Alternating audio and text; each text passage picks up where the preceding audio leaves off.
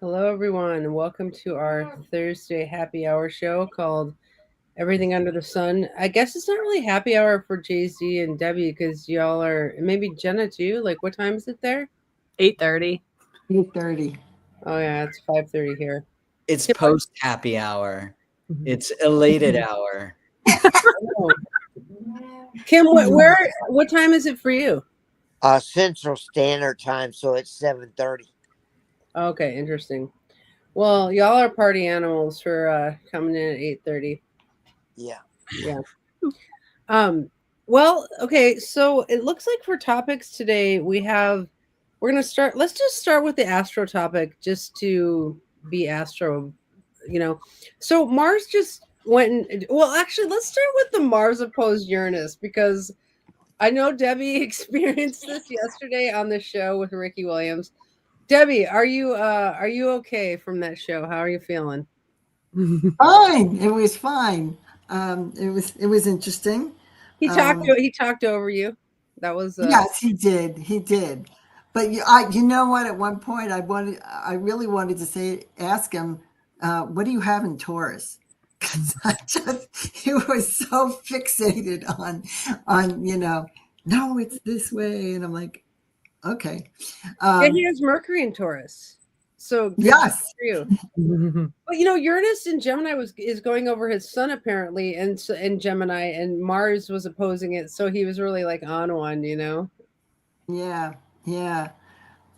So I wasn't gonna wrestle with with a bull. Wasn't gonna wrestle with the bull. I just kind of like, I'm like, okay, okay. Because he just wasn't going to accept anything that I said that was different. So it's like, it's okay. He's very, strict on that. So, okay, it's fine. Yeah, not all men are like that. No. He's a very martial male. He's got Mars and Aries, conjunct Venus, and he's. Yeah, my Mars is in Pisces, so I just don't. I don't get that. I don't. It's like, okay. I just say okay. That's all. Well, I never try to agree with them. I always just like not change the subject, but kind of like I'll be like, oh, okay, you're on one. Okay, so that ask a different question or whatever. Yeah, like you said, did you have any more questions? Well, at that point, it's like not anything that's going to be relative to what he wants to say. Yeah. Okay. So you guys, we have William here. He's WM on here. So he's new to us. Do you all want to introduce yourself to William and maybe say where you are? And I don't know. Let's all introduce ourselves, maybe. Jenna? Sure. My name's Jenna. I am outside of Portland, Maine, the other side of the country from some of you. And I'm an astrologer. I guess that's why I'm here. Should we say our sun, moon, and rising? Oh, sure. Yeah. I'm a Leo sun. I'm a Gemini moon. And I'm an Aries rising. Wow. You are kind of fiery. I like that about you. You're very fiery, actually. Okay, Debbie. Yes, hi, Debbie D here. I've been an astrologer for a very long time. I have Sun Leo, Moon Aquarius, and Virgo rising. So, and I come from North Carolina. Well, no, wait a minute. Let me say that. I've come from New Jersey. Can you tell by my accent? My accent. And I live in North Carolina now. Nice. Kim. Yeah, I'm Kim Strickland. I live outside of College Station, Texas.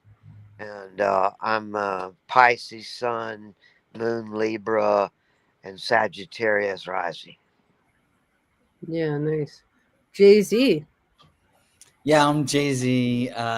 Pisces Sun, like Kim. Aries rising, like Jenna. And Cancer Moon. I'm on the East Coast as well. I'm in a town called Gloucester, Massachusetts, right here on the ocean. So you're the love child of Jenna and Kim, essentially? Absolutely. I'm the bridge that ties on my screen the top row to the bottom row. Nice. Nice. All right, William, it's your turn to introduce yourself. Right on. I'm William. I live about an hour outside Portland. I am Pisces Sun, Pisces Moon, and Aquarius Rising. I started getting into astrology about 2 years ago. Once I started looking at some transits from past experiences in my life and was like blown away by how accurate they were. Just now getting to the point where I'm feeling comfortable discussing with people. But I spent like a year just kind of doing nothing but studying astrology. So, but now I need to actually bump up against people because I've been in a vacuum. So here I am. Well, okay, William, I'm going to put you on the spot just to like break the ice here. So William has been wanting to start his own YouTube show, and so tell us a little bit about the channel that you want to start. I mean, there's a couple different ideas I have, but like the main one I've been thinking about for a while. It's called Being, and it's kind of it's a mix of a lot of things, but it's basically taking my spiritual philosophy and sort of applying it to politics and in a way. Just kind of looking at the world the way it is, why it is the way it is. And part of the reason I got really sucked into astrology, especially the kind that I got studying, was I started reading Dane Rudhyar, and his philosophy really lined up with kind of the way I see things in general. And so that kind of made astrology just kind of fit perfectly into what I was already developing. So just kind of this cyclical, holistic view of the universe. Kind of like an existential philosopher, kind of. To some extent, yeah. Mm-hmm. Yeah. That's so Piscean. I feel like the overall message is just kind of the perennial wisdom is like be nice to people, but I want to kind of take kind of the Carl Sagan angle and be like, here's like the scientific view of the universe, and here's why this view actually supports loving each other. It's kind of, we're all related, everything's interconnected. There's it's been said a lot of different times, but I feel like I have a different spin I can put on it. So you're really living your big three. What's that? You're really living your big three. Yeah, and as Saturn has just traveled through Pisces, and Neptune as well, as you're like developing all these ideas, and now with Pluto coming into Aquarius, like seems like a good time for you to bust out. Yeah, my Sun and Mercury and second cusp are in the last degrees of Pisces. Right now, Uranus is on my IC. Pluto is trining my IC and sextiling MC, and Saturn and Neptune are sextiling the IC. So it's like everything is just kind of upside down. I'm talking to you from my home, which is right now a 8-person tent, which is pretty much an intentional move for me. I'm just kind of switching directions in life. And I feel like what I'm going through right now, I would not have been ready for had I not had Neptune cross my Sun for the last 2 years. Mm-hmm. That pretty much softened me up and got me ready. So, are you a balsamic moon? Or yes. Yeah. Okay. I like that. Special. And, we bought an RV, and we live in an RV, and the lot rent is cheap. It's like $550, and that includes electricity and sewer. So if you got money to buy an RV, you can't get a small one. And so for the weather, because I used to live out in the woods for 3 years. Right on. And I know how tent living is. I mean, I'm kind of enjoying it at the moment. But basically what happened is I have a friend who has some property, and they have a house that somebody was living in, and this person completely trashed the house. And so the idea is I clean up the house and I get to move into it. But I don't know what I might end up actually doing. My second house cusp by Placidus is in the last degree of Pisces, so I feel like my orientation towards material things and money is pretty tenuous. So, what degree is your rising? 15. Aquarius 15. I know Dane has a Aquarius moon, so I was wondering if you had some synastry with him. Right on. I haven't actually looked at his chart, interestingly enough. Surprisingly, I haven't. But Yeah, I've got the Ascendant, and then I have Mars and Aquarius. So So I was reading this book about how to have really good conversations, and it was talking about how small talk hurts people. Like research shows that people get really depressed if all they do is small talk, but that deep talk actually really heals people. But then there's these like 4 levels. You start with small talk, and then you go a little bit deeper and a little bit deeper. And the second thing after small talk is you have to build awareness of the person. Like we're doing that with William right now. Like, where do you live? What do you do? Like, and so we're actually on tier 2 with William right now, and that's why I'm letting you guys just get to know William, because we can't really go down to the deeper levels until we like know who William is a little bit, like according to this book. So that's right what on. Are you Portland, Oregon, or Maine? Outside Portland, Oregon. Oh, all right, other Portland then. I was living in Portland until I came out here. It's like I'm out in Southwest, kind of in wine country at the moment. But nice.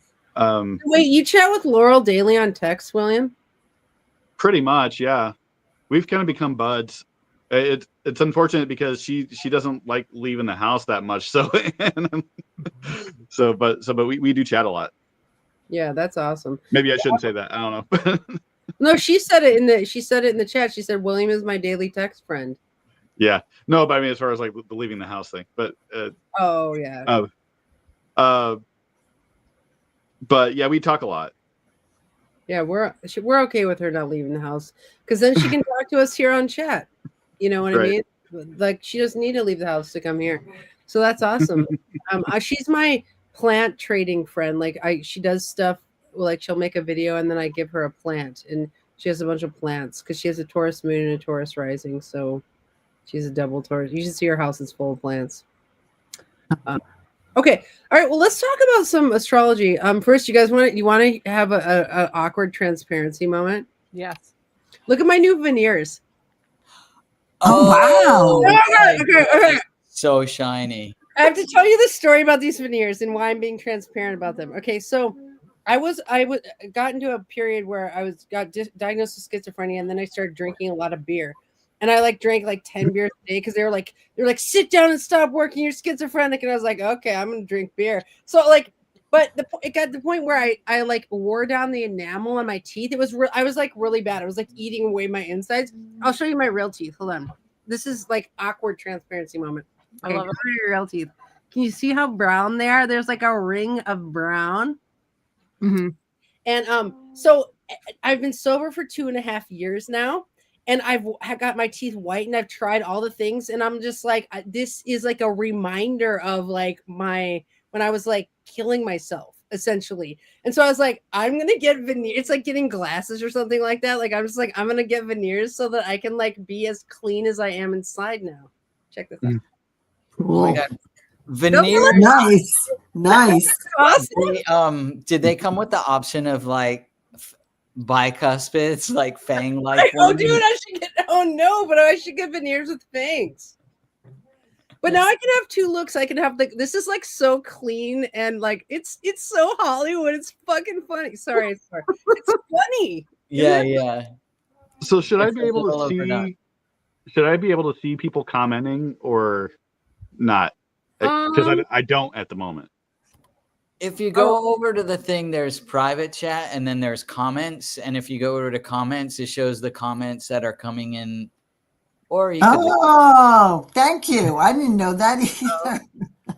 I think he could join the chat, maybe, because he left. Yeah, I think he accidentally left.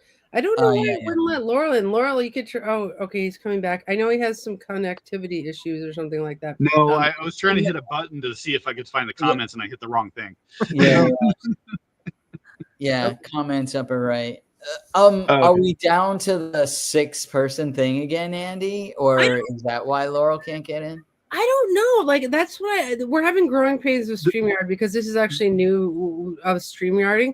I'm supposed to. I paid the screen that I just saw when I logged back in said that up to 10 people. I thought. Yeah. Okay, cool. There's something going on with Laurel. I don't know why she can't join. Banned. Yeah, Laurel, what'd you do? Did the bodyguards block you, Laurel? Okay. And who knows what Laurel did? We'll try again next week, Laurel. But I'm so super glad you're here in the chat with us. That is actually being here because your spirit is bigger than your face. You know what I mean? Like now Laurel can just talk over us. This is actually cool because Laurel can talk like most of the time, essentially. Is she backstage? She's not backstage. No. Okay. Okay, well, should we talk about Mars and Sagittarius? Yeah. We were going to do Mars opposite Uranus. Okay. Did anyone notice anything with the Mars opposite Uranus?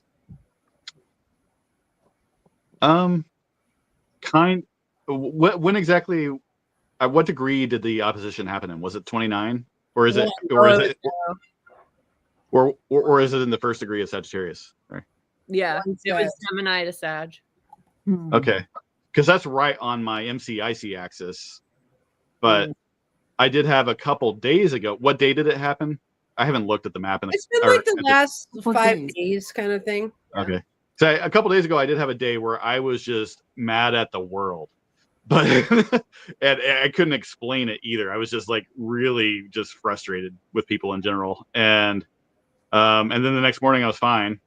But the thing is also, I don't know if people get too off in the weeds on like the trans-Neptunian objects.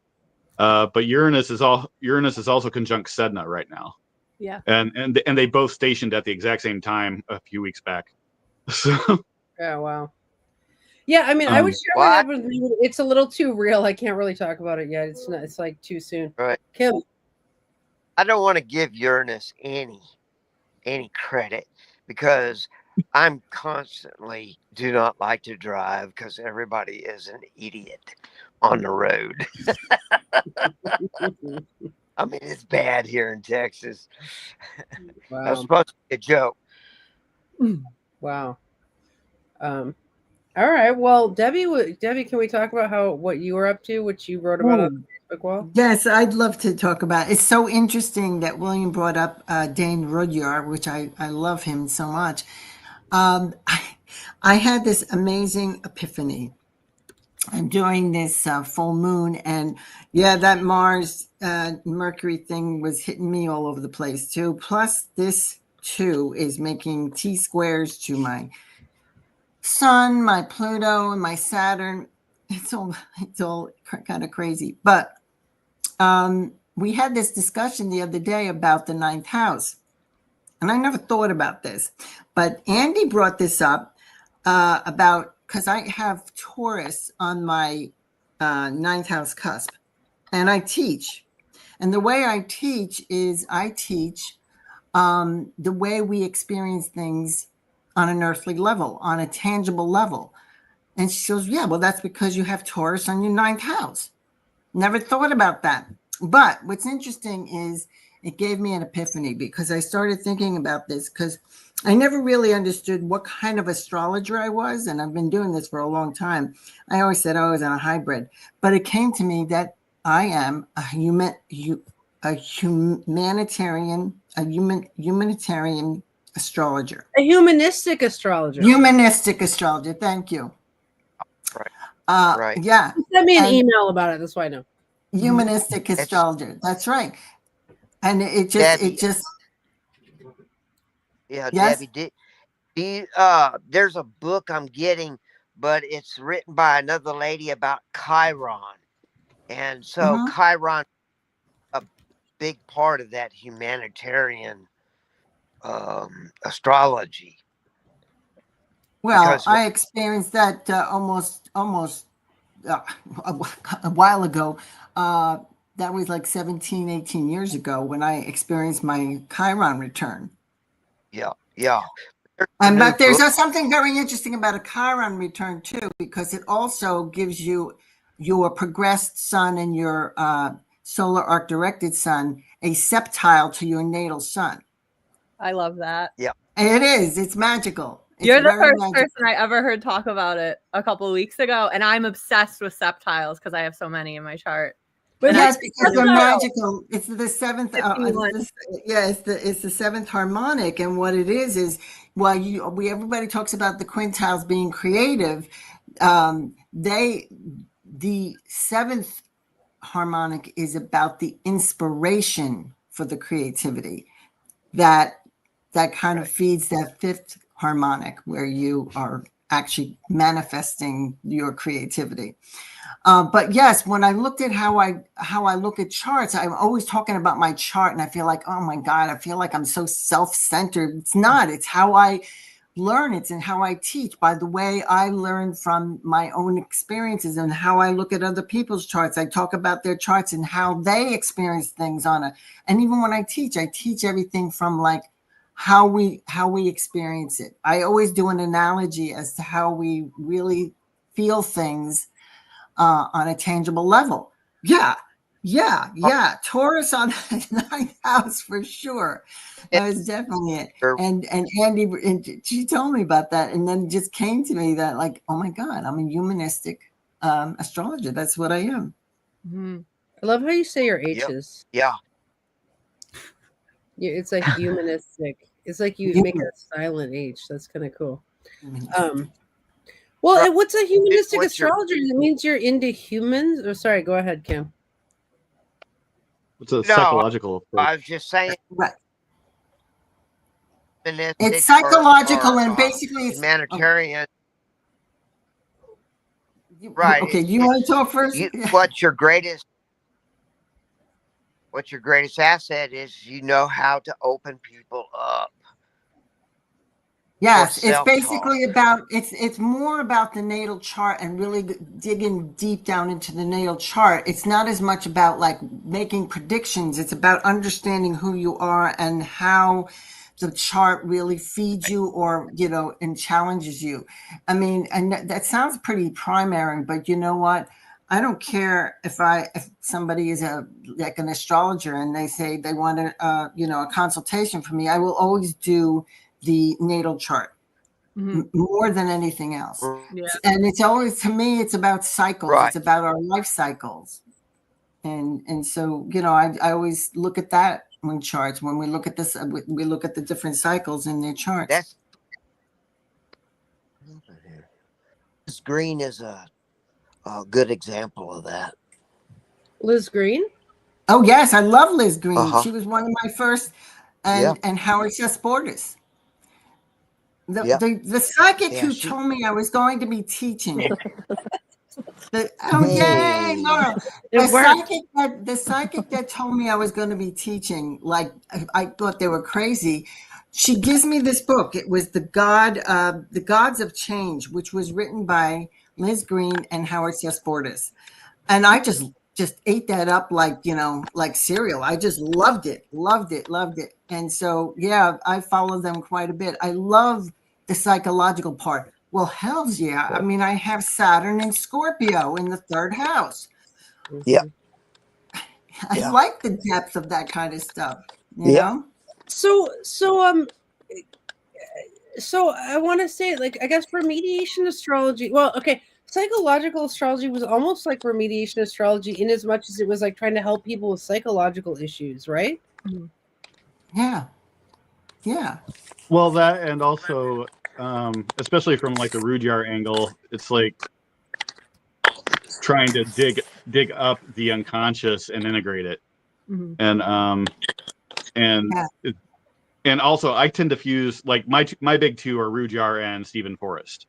And so it's like I take the Forrest angle, and I guess Jeffrey Wolf Green, I think is his name, but I haven't really read his stuff. All the evolutionary astrology I know is through Stephen Forrest.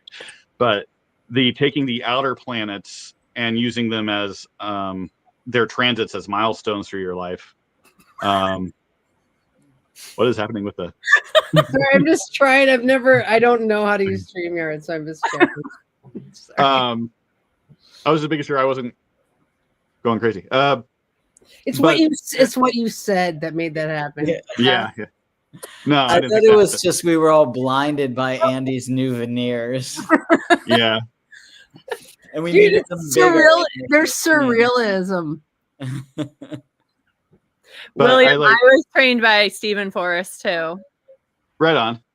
And Mark Jones. Yes, Mark Jones. Okay, let's talk about Mars and Sagittarius because that transit's coming in. Okay, so let's just who wants to talk about what they think Mars and Sag is going to be like for everyone?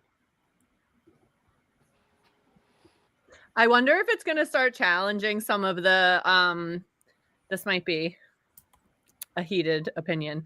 Some of the trends we're seeing in society where people are kind of going back to possibly like very traditional ways of thinking spiritually or philosophically that maybe our society has kind of outgrown or the time is outgrown. So now it's like the courage to actually courage Mars, the courage to actually examine what we are thinking and what conclusions that we've come to in order to investigate and come to maybe new conclusions, putting new things together.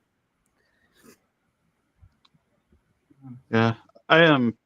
One of the other things that I pretty heavy into. I have a whole theory surrounding the galactic center, and it's been in Sagittarius since about the time of Jesus, and it's probably going to be there for another 200 years. And so I view it as being everything that we've been going through for the past 2,000 years is Sagittarius oriented, and that's kind of the capstone theme.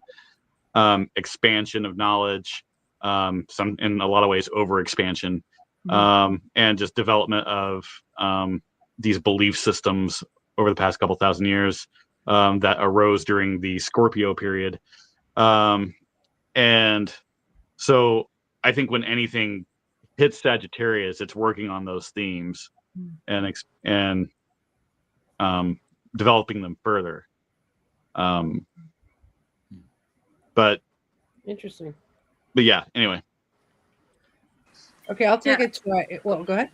I was just going to say, kind of on the note of what Jenna was talking about, it's interesting too that Sagittarius is a truth seeker, and Mars is just go go go, and so but truth in and of itself can be it's kind of it's not necessarily like an all-encompassing truth. It is a truth of each individual or broader kind of group, but so it's not like necessarily the truth, but it is a truth, and so that's also kind of something I wanted to throw in there as far as like examining like the kind of larger philosophical things of what is happening right now politically.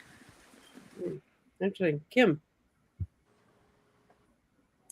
Yeah, I'm more traditional astrologer, so I look at Mars as a lesser malefic. And one of the things that, like Laura says, Sagittarius is a truth seeker, but if Mars is in it, there could be that what we're feeling right now in our country is that anger in beliefs, in our beliefs, like the Democratic Party, the Republican Party, whatever you want to say, because I don't want to get into politics, but it could be a little bit of a fight to find the truth, to actually get the truth, realized, because like I heard that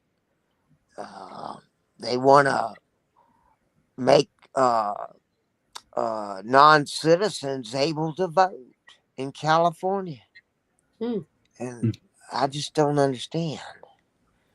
Do you think the opposition to Uranus could be almost like a rough correction too? Because if it's playing out personally and there's like the feistiness in Sagittarius and then Uranus kind of slamming.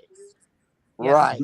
I look at traditional astrology like the game of Monopoly, and so it's you got to have your bad cards in there too, so you get a balanced viewpoint.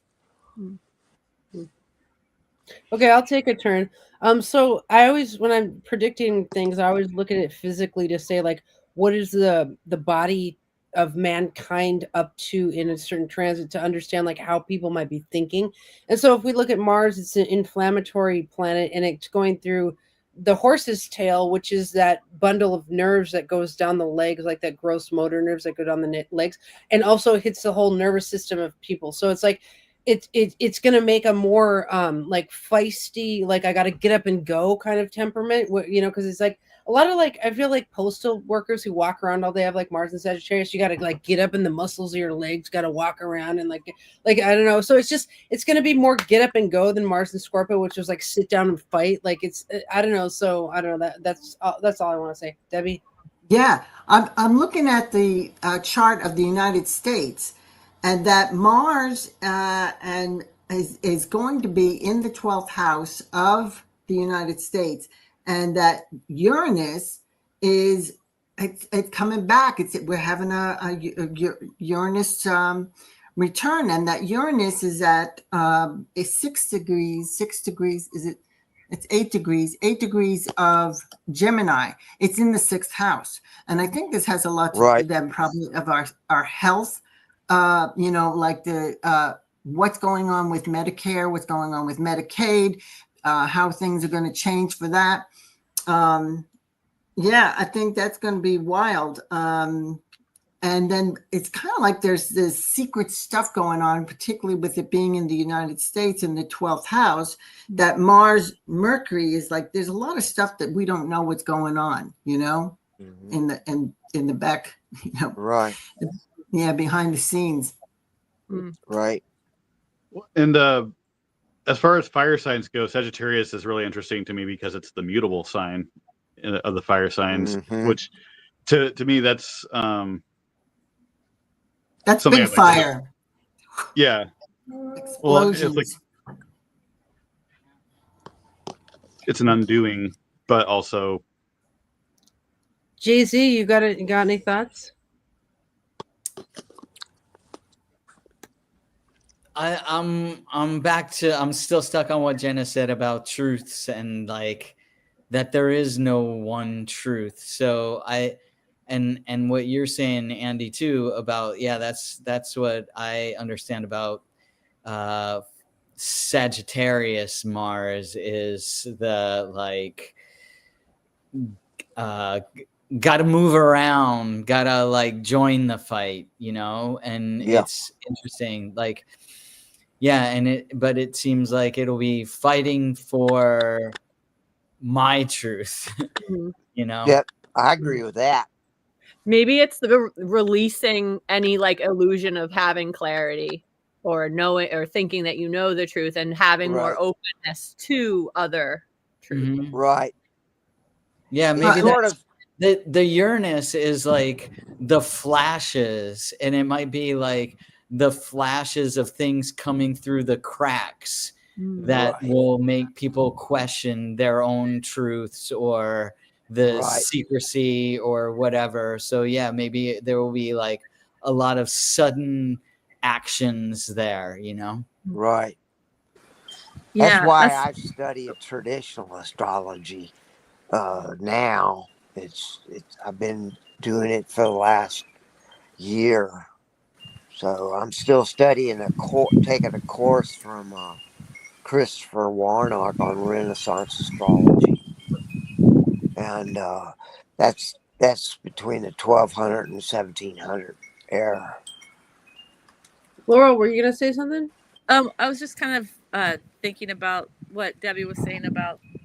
You were saying that Mars is in the U.S.'s 12th house. Is that right? Mm-hmm. Yes. Yeah. And so that's really fascinating. You mentioned like behind the scenes and how like the 12th house is completely hidden, like whereas like or hidden enemies, and like whereas the 7th house is known enemies. So it's the 12th house is like that behind the scenes is just completely unknown to us. But then what Jay-Z was saying about Uranus and like the flashes, like that is like a very revealing thing. Like that flash sheds light on it and you can see it. And so like there's a real dichotomy there that's kind of fascinating. Right. The 12th house is the house of self-undoing. Jenna, were you going to say something? Me? No. Okay. All right, Jay-Z, I really was tripping on that point too of like there is no truth. Like you know, when people, and I guess Sagittarius could be seen as the exploration of ideas that perhaps center around truth or something like that, but it's more of an exploration, not like an arriving, you know. So right. All right. Well, everyone, look at where Mars and Sagittarius is traveling through your chart. Like, does anyone here have planets in Sagittarius? Yeah. I haven't looked. What do you I got? have Jen? my north node. I have my north node in my 3rd house. Whoa. Do you got any plans for Mars going over it? Yeah, I got to get moving with my certification stuff. I'm working on that feverishly. Nice. Oh, isn't that kind of a great, feverishly Mars. Yep. Yeah. Yeah, that's so apt. Jenna, what do you got? I have Saturn at 3 degrees in my 8th house of Sag. And I found out the exact hit for when it's going to hit Uranus for me. And it's just Uranus at 18 degrees too. So it's a busy month Sag wise for me. And I think I'm using it to kind of like allow myself to say what needs to be said as far as building boundaries is concerned. Like, I am not traveling for Thanksgiving. I have put my foot down. I am also not cooking, putting another foot down. I'm running out of feet. I staying put. I'm digging my heels in. What you gonna have for yourself? Whatever my husband makes me. No, I'm just kidding. Oh, But also not kidding. Kidding, not kidding. So, does anyone else have planets in Sag? I'm looking mine up. Neptune. I have Computer Neptune. flow. Yeah. So in a 3-degree waxing opposition to my sun. So Wow. it's in my 8th house. So, what do you think the Neptune and Sag generation will do with? Because William has that too. I have that too. With Mars going over Neptune. God, that's one of my least favorite transits. It's like so feverish, and you feel like you have the flu. Sorry, William. What's that? Sorry, I'm just now getting everybody back here. Okay. So I forget what were we. What about This Mars year, going over right? Neptune? Yeah. I really so I've actually been thinking as far as I've developed a theory over the slow planets transiting personal planets, but the concept of faster planets transiting your outer planets, I'm not quite sure what exchange is there. That's something I'm trying to figure out, because we got a faster planet like Mars transiting your slow neighbors. It feels like it's kind of it's like it's more like what you're putting out rather than in. You're not being shaped so much as you're at. That was really kind of Neptunian. Yes, it was. Mars and Neptune. Mars on Neptune at that. Oh man. I kind of think that generation is Gen X, and that from that generation there was a lot of like political dissent, like Riot Girl and like the grunge scene, et cetera, and that and a lot of great art. And so like Neptune, Mars, that maybe that there will be sort of a lot of like great dissenting art that can happen, that can like also sort of subvert from within. But yeah, I don't know. It'd be interesting to see what the art world does, and also how that influence may impact like the broader kind of thinking of now. Nice.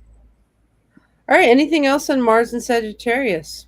All right. Should we move on to some habits of highly successful people? Okay, Jay-Z, I'll give you the option. Do you want to talk about creating win-win solutions or working with a Q?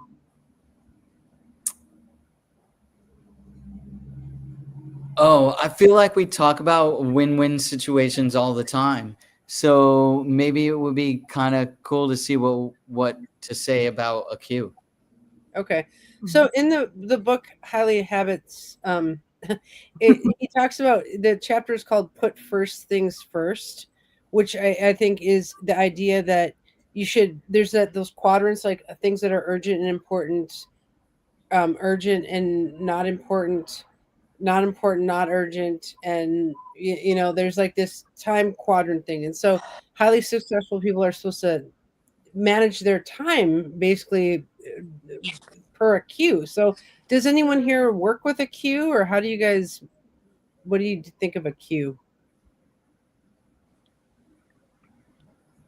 I do in like a spontaneous, impromptu kind of way when all of a sudden I'm like, oh, I have these 5 things to get done. And then I'll write them down and be like, this one, this one, this one, and then I'll queue it up in like kind of a manic way, but not like intentionally thought out cues.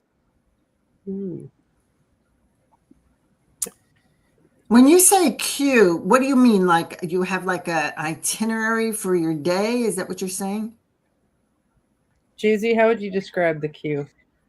Well, I'd say that it's kind of a to-do list, but it's kind of a list of all of the things to do, and then putting them in more of a priority order to make sure that you get to the ones that are the most important first. And also kind of speaking back to what Andy was saying about the important and urgent thing, like if you make a quadrant of important, not important, urgent, not urgent, right? Like, and then you took every single thing you needed to do and say you put it on a Post-it note and then you put it somewhere in those quadrants. The theory is that things that are important and urgent, you need to do right away. Things that are not important and not urgent, you should never do. Never do. Because it will never be something that's worthwhile to getting around to. And then the other thing about urgency is if things are important and you don't deal with them, then they get more and more urgent. So it's also true that things that were very important and not urgent also should probably be dealt with before they get urgent. So I think it's a way of kind of classifying all the stuff that as like busy people who are doing important work, we need to get done. You know, I do have Virgo rising. This is like natural for me. It's like every day. It's like I have a queue for every day. Every day I have, you know, like a whole list of things that I must do. Yeah. Yeah. I have it on the MC. What? The Virgo midheaven. Oh, interesting. So I have a Q story.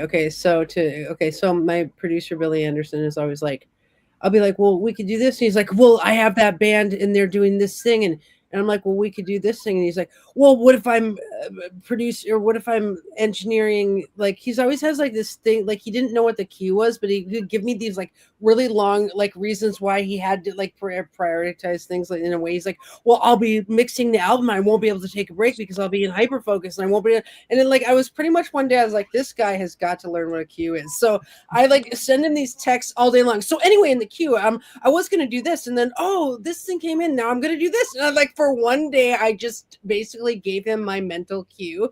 And like, he was just like, and I was like, this is called a queue. And then like, now we just like colloquially like, so what's going on with your queue now? And he's like, well, anyway, in my queue, I have this one project. And it's like, when you don't know what a queue is, it's like you can't convey to another person that you have this really, you know, like project-based artists like he is have a very complex queue because which project you put first depends on like is there a deadline for the album or like is a band coming in town, like so he's constantly has this like fluctuating queue that I have to then weld into, you know what I mean, like, and so it's like, you know, but he didn't know that what a queue was, and it was, so that's an example of why it's important to know what your cue is. Can I ask you, so what if somebody who doesn't know, I mean, like, I never put that word into it, but I do it anyway.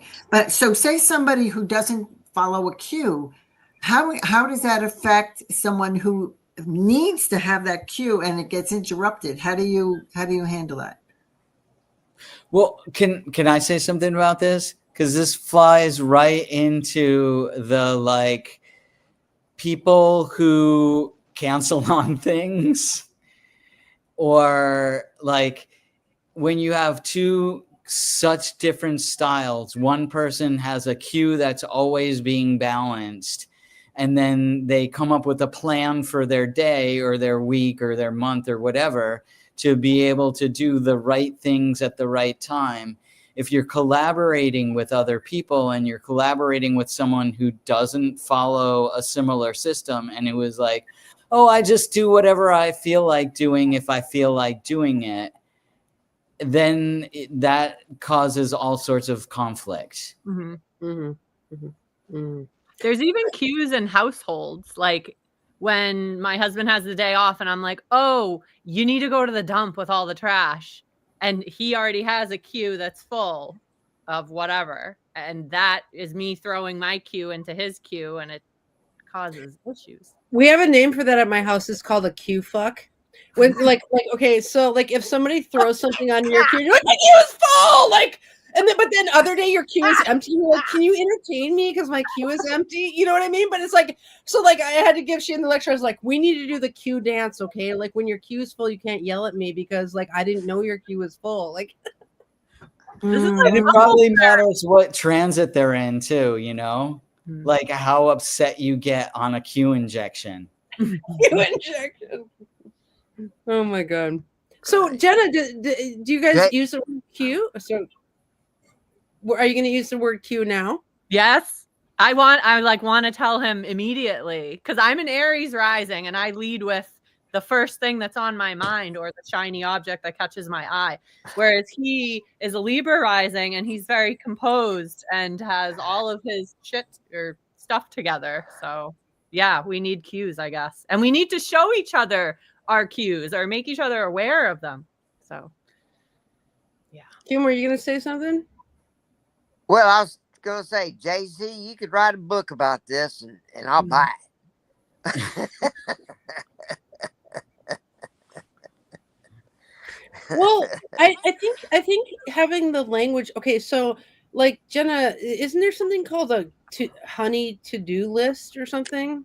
Yeah.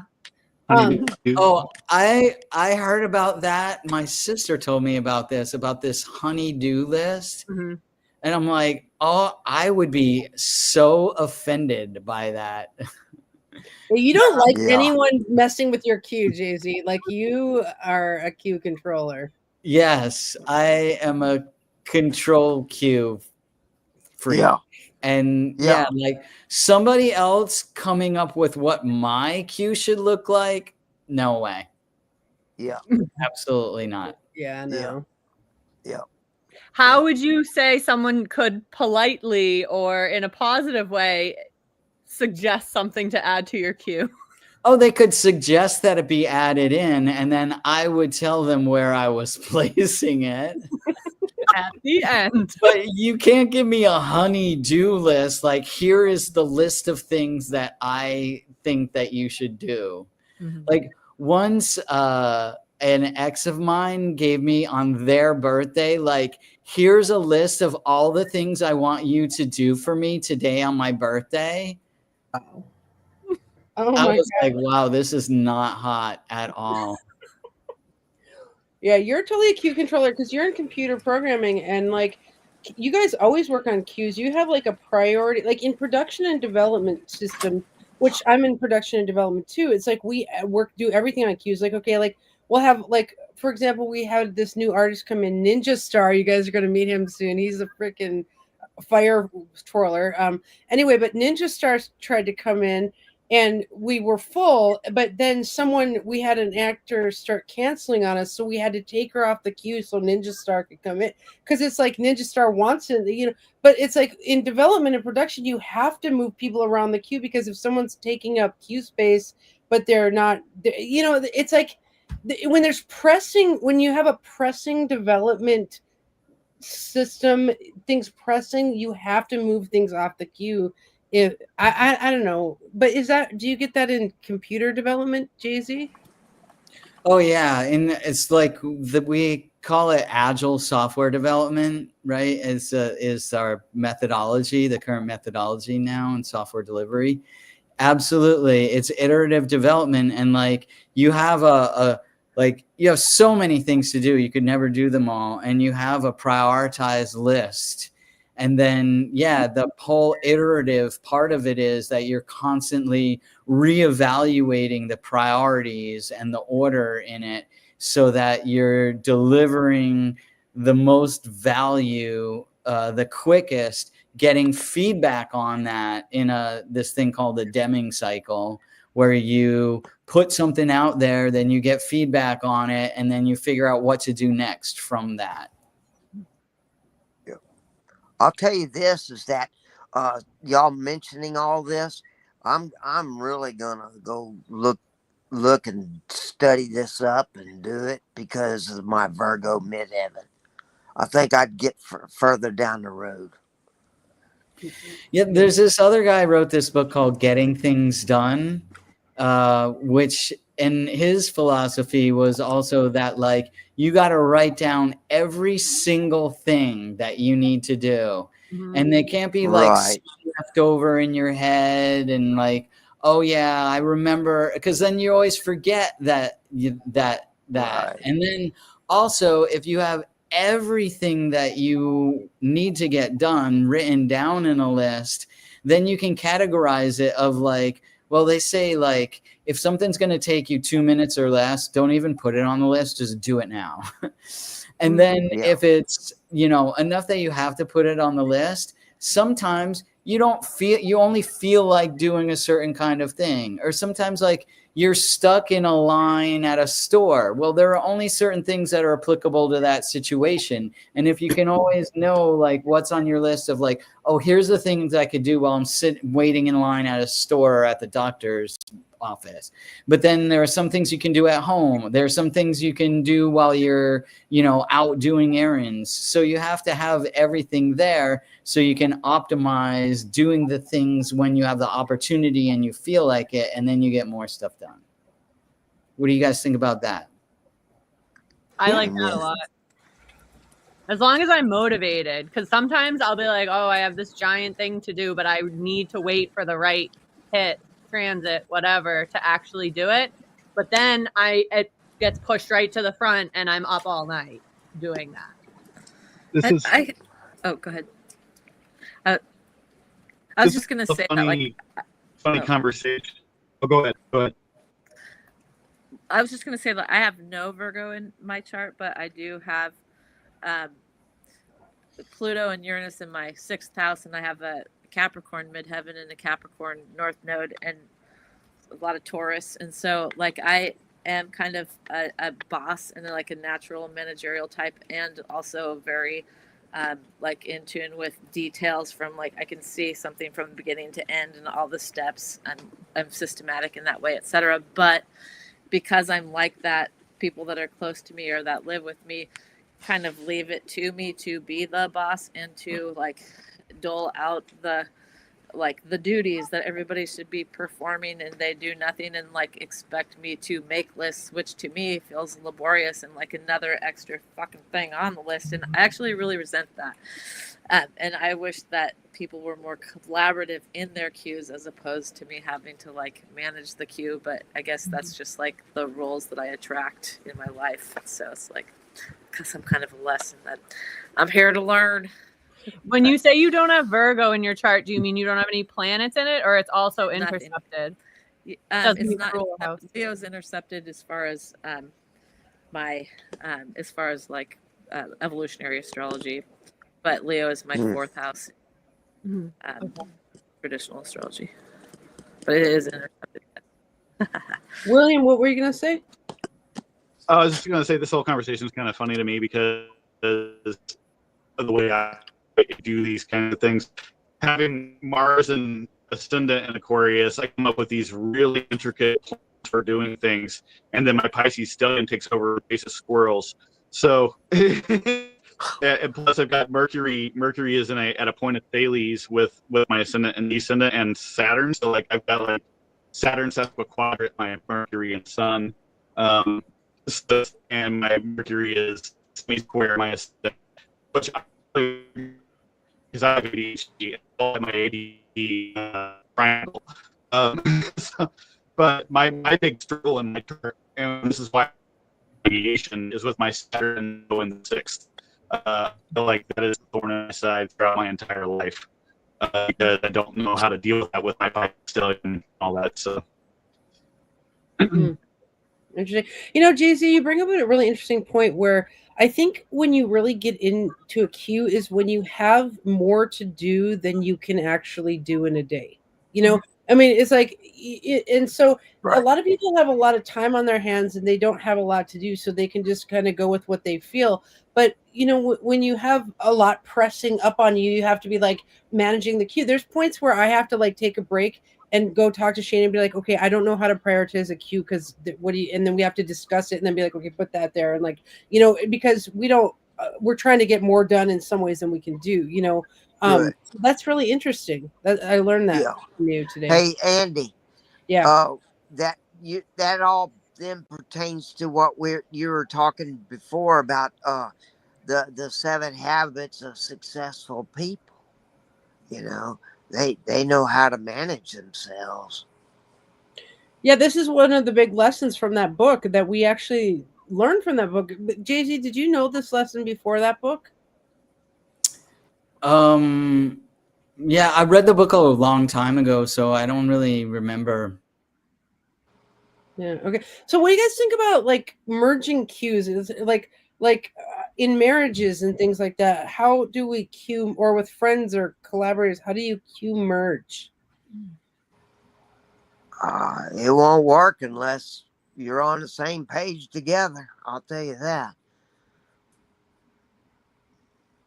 I think the only other thing would be is that if I owned a business and she owned a business and we sort of, have different lives, business wise, I could see, where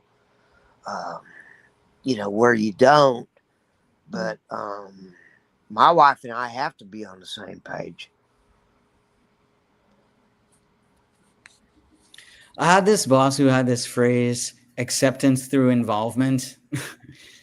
And I think that comes into play here a lot. Like when you want somebody to, like collaborate or agree with you or accept the way you want to do things or whatever, you just got to do it together. Right. I think also you need to have the same level of appreciation or urgency around whatever it is that you're merging. Right. Like I have a friend who she'll be like, hey, can you make this art for our social media? And I'll be like, drop everything, 30 minutes, do it. And she's the same way. If I'm like, hey, we need to run this, she drops everything and does it. So the fact that we both prioritize equally that part of our cues works. Right. That's a really good point. Like something may be urgent to you, but the other person doesn't see it as important at all, Mm-hmm. Yep.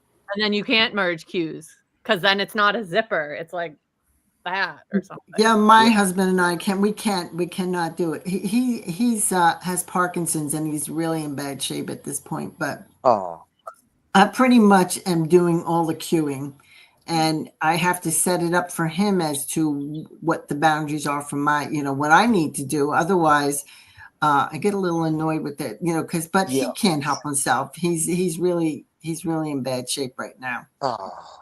So, so basically I kind of set the cues for him, and I have to help him out with that. Right.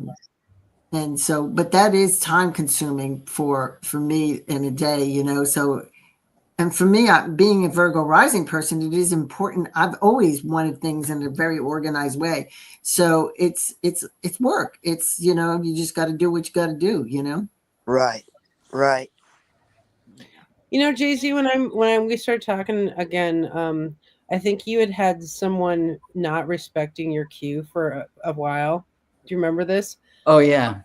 And it caused a lot of things where you thought you were pathological in a lot of ways, but I think we've unpacked that this person was not respecting your cue, and your cue is very involved, and like it can really cause a lot of trauma if somebody doesn't understand a cue. Mm-hmm. Right.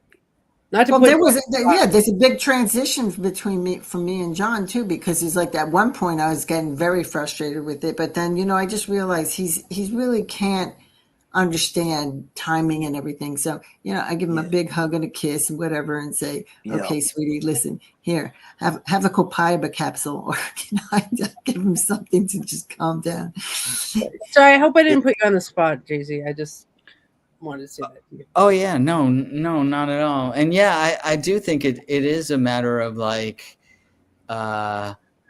it's hard sometimes to, when you have a lot to do, and when how much do you explain to the other person, like, no, I'm doing this, and then I have to do this, and then I have to do this, and then I have to do this, and I can't just do the thing that you think I should do, because so like, when does it sound, and to me it's like, is it sounding like I'm just making all these excuses, or it's like a lack of respect, or like, I don't know. It was I was having a hard time calibrating, for sure, and like explaining like all of the other things that I did.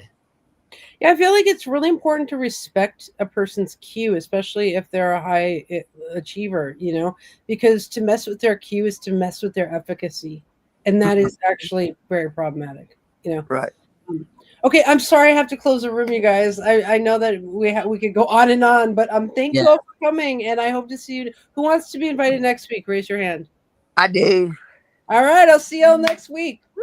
Yeah. All right. Excellent. Woo-hoo. Bye. Thank you. All Bye. right, talk to everybody later. Bye.